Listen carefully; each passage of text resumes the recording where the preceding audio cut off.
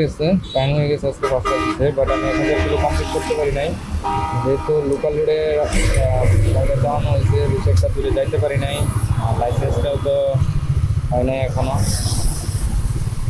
তাই একটু সময় লেগে গেল। যাই হোক, 1000 কিলো কমপ্লিট না করতে পারলেও মোটামুটি 865 কিলো চালাইছি। আর শোরুম পর্যন্ত যাইতে যাইতে আশা করি 880 পর্যন্ত হয়ে যাবে।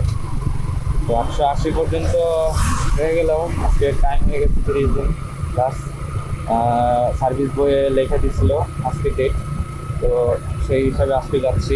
এখন শহরে যাব, দেখি শহরে যাই, গিয়ে সার্ভিসটা নেব। তো এখন চলেন যাই, দেখাই ফার্স্ট সার্ভিসে তারা কী করে বাইকে, এটাই দেখা হয়ে যায়।